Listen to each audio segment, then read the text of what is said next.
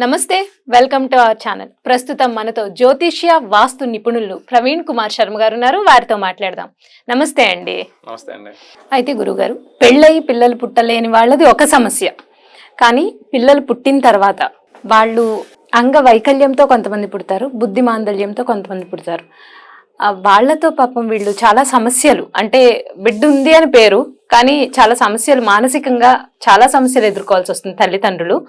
అంటే దీనికి ఏమైనా కారణాలు ఉంటాయా? అంటే ఈ బిడ్డ వీళ్ళకే జన్మించాలి అంటే పూర్వజన్మ కర్మలు ద్వారానే బిడ్డలు వస్తారు అంటారు కదా. సో వాటి వల్ల ఇలా పుడతారా? ఇది ఒక సంగతి. అయితే కొంతమంది పిల్లలు ఎదుగుతూ వాళ్ళు తల్లిదండ్రులు చెప్పిన మాట వినరు. కొన్ని బయట అల్లరి చిల్లర పనులు చేస్తూ పాపం వీళ్ళకి ప్రశాంతత, అంటే వీళ్ళు ఏ స్థితికి వచ్చేస్తారంటే తల్లిదండ్రులు అసలు వీళ్ళు లేకపోయి ఉంటే బాగుండేది కదా, పిల్లోడు అంటూ అంటే లేనప్పుడేమో లేని వాళ్ళ సమస్య వేరే బాధ ఉంటుంది. పాపం లాస్ట్ వీళ్ళ స్థితి అలా అయిపోతుందండి. అంటే ఎవరితో చెప్పుకోవాలి, నా కొడుకు ఇలా చేస్తున్నాడు అంటే నీ పెంపక లోపం అంటారు. కానీ పెంపక లోపం ఎవరు వాళ్ళ పిల్లాడిని కావాలని రోడ్డు మీదకి వెళ్ళి నువ్వు తాగి తందనాలు అన్న అని ఎవరు పంపించరు. కానీ ఇది తల్లిదండ్రులు ఇది ఫేస్ చేస్తున్నప్పుడు వాళ్ళు అసలు ఎలా ఫీల్ అవుతారు? ఎందుకు ఇలా కారణం కొంతమందికి, ఎందుకు ఇలా అవుతుంది? జై శ్రీరామ్. మనకు కొన్ని కారణాలు చెప్పుకోవచ్చు. ఒకటి, ఒక మనిషినే కాదు, ఈ 82 లక్షల జీవరాశుల్లో ఏ పుట్టుక ఉన్నా గానీ దాని పరమార్థం ఏంటంటే పూర్వజన్మలో చేసుకున్న దాని గురించి అనుభవించడం కోసమే ఈ జన్మలో పుడతారు. పూర్వజన్మ కృతం పాపం వ్యాధి రూపేణ బాధిత, అంటే పూర్వజన్మలో చేసుకున్న పాపం ద్వారానే ఈ జన్మలో వ్యాధుల రూపంలో అనుభవిస్తూ ఉంటాం. అది ఆ పాపం పోతుంది అంటే ఇక్కడ ఈ అనుభవిస్తున్నాం అంటే ఆ పాపం పోతుంది.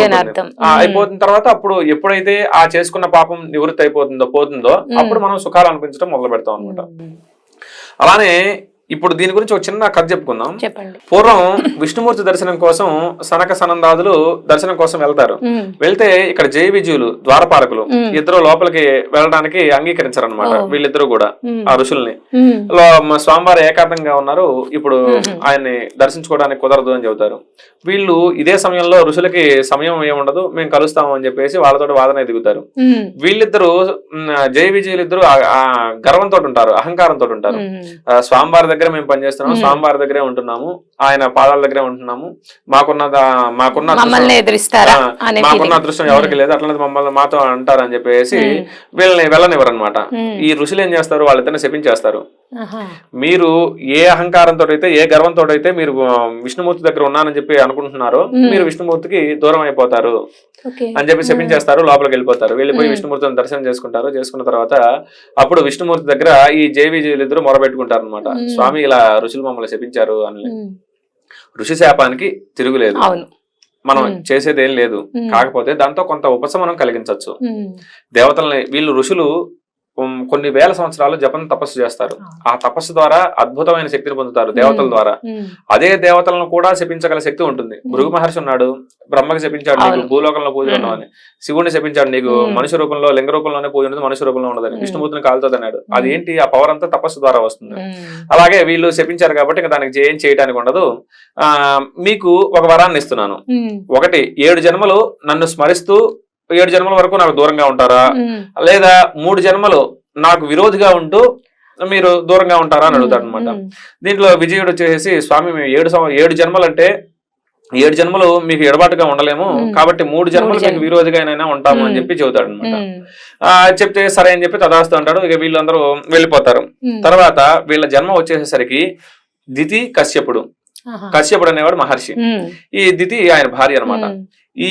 ఈయన తపస్సు చేసుకుంటూ ఉంటాడు. అలాగనే సాయంకాలం సంధ్యావందనం చేస్తూ ఉంటాడు. సంధ్యావందనం చేసే సమయంలో దితి వస్తుంది. ఈమె ఆయనపై మోహం కలిగి కోరిక తీర్చమని అడుగుతుంది. ఇది సంధ్యా సమయం, ఇది సమయం కాదు అని చెప్తాడు. కానీ ఇక చేసేదేం లేక తను ఒప్పుకోదు. చేసేదేం లేక వీళ్ళిద్దరు కలుస్తారు.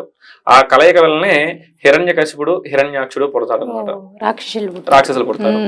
అయితే ఈ రాక్షసులు పుట్టాలి, ఎక్కడ పుట్టాలి, ఏదో ఒక ప్రదేశంలో పుట్టాలి. ఈ ఋషికి పుట్టాల్సిన వాళ్ళు కాదు. కానీ సమయం ఎట్లాంటిది, అందుకే వివాహం అయిన తర్వాత గర్భాధాన ముహూర్తం పెడతారు. శోభనంకి కూడా ముహూర్తం ఉంటుంది. ఈ కాలంలో ఇవన్నీ చూసుకునేది అంటే ఆయన ముహూర్తాలు ఏంటి అవి ఇవి అంటూ ఉంటారు. మనకి ఈ కలయిక వల్లనే సకాలంలో ముహూర్తం సమయంలో కలిస్తే మంచి పుత్రులు పుడతారు, దేవతల లాంటి పిల్లలు పుడతారు. ఎప్పుడైతే ఆదివారాలు కలవకూడదు, గర్భాధాన ముహూర్తం కూడా ఉండదు, ఆదివారం, ఏకాదశి, అలాగే పర్వదినాలు, ఈ పండగల రోజుల్లో, అలాగనే పౌర్ణమి, అమావాస్య, అష్టమి, నవములు, ఏకాదశి, ఈ తిథుల్లో, ఈ వారాల్లో, ఈ పండగల్లో కలిస్తే ఈ బీజం గనక వాళ్ళలోకి వెళ్ళి అదే పిండంగా మారింది అంటే ఇట్లాంటి వాళ్ళే పుడతారు. మన మాట వినకపోవటం, మనల్ని ఇప్పుడు రాక్షసులు పిల్లలు పుట్టారనుకోండి, మనల్ని ఇబ్బంది పెడుతూ ఉంటారు, ఏడిపిస్తూ ఉంటారు. తర్వాత ఎంత చదివినా గానీ చదువు రాకపోవడం, మందబుద్ధితో ఉండటం, తెలివితేటలు లేకపోయి ఉండటం, అంగవైకల్యంగా పుట్టడం, ఇవన్నీ కూడా దాని ద్వారా వీళ్ళు పుట్టాలి కానీ మన కడుపున పుడతారు. ఏది ఇలా చేయటం వల్ల. అందుకే పూర్వం నుంచి కూడా మనకి వివాహానికి ముహూర్తం ఉంటుంది, గర్భాధానానికి కూడా ముహూర్తం ఉంటుంది. ఆ ముహూర్తం ద్వారా, ఆ కలయిక ద్వారా దేవతల లాంటి పిల్లలు పుడతారు, మంచి గడియల్లో పుడతారు, మంచి జాతకులై పుడతారు. ఎప్పుడైతే ఇది తప్పుతారో వాళ్ళలాగా సంధ్యా సమయంలో సాయంత్రం గానీ, ఉదయం గానీ సంధ్యా సమయంలో పూజ చేసుకోవడం తప్ప ఏ పని చేయకూడదు. తినటం గానీ లేదా వేరే పనులు చేయడం గానీ అవేవి చేయకూడదు. కాబట్టి ఆ సమయంలో ఆయన సంధ్యావందనం చేసుకునేటప్పుడు ఏమొచ్చి అలా అడగడం. అయితే రాక్షసులు అయితే పుట్టాలి, కాకపోతే వీళ్ళ కడుపులో పుట్టాలి. అది అలాగా ఈ కలయిక వల్ల ఏముంది పెళ్ళైపోయింది కదా అని చెప్పేసి చాలా మంది నెగ్లెక్ట్ చేస్తూ ఉంటారు. సరే మేము సుముహూర్తానికే కలిసాం అయినా అని కొంతమందికి సందేహం రావచ్చు. కానీ మీరు ఈ చెడు రోజుల్లో ఎప్పుడైతే మంచి రోజులు గాని చెడు రోజులు గాని ఈ రోజుల్లో కలిసినప్పుడు పిండం ఏర్పడిందో వాళ్ళు ఇలా పుడతారు. అదే ఇక దానికి మనం చేసేది ఏం లేదు, జీవితాంతం వరకు ఒక 5 నిమిషాల సుఖం కోసం జీవితాంతం వరకు బాధపడుతూనే ఉండాలి.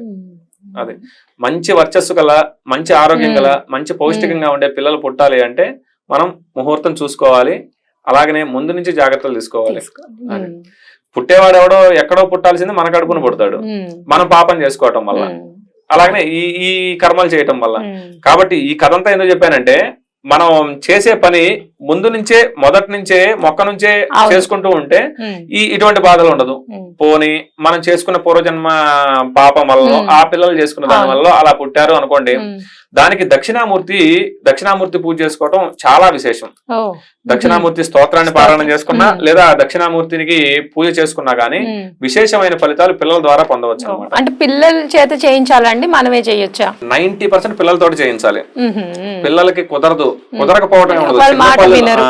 చిన్న పిల్లలు అయితే వాళ్ళతోటి చేయించడానికి కుదరకపోతే, ఇప్పుడు పిల్లాడికి ఆకలిగా ఉంటుంది, తల్లిదండ్రి తింటే వాడికి పిల్లాడికి కడుపు ఉండదు కదా, వీలైనంత వరకు కూడా పిల్లాడితో ఆ పాపతోటి చేయించాలి. అదే మీరు చెప్పినట్టు వాళ్ళు తినకపోతే మనం భయపెట్టో బ్రతిమాలో ఎలా అయితే తినిపిస్తామో, ఈ పూజ చేసే విధానంలో కూడా వాళ్ళని భయపెట్టో లేకపోతే దీని ద్వారా ఇది మంచి జరుగుతుందని నిదానంగా కూర్చోబెట్టో చెప్పి చేయించాలి.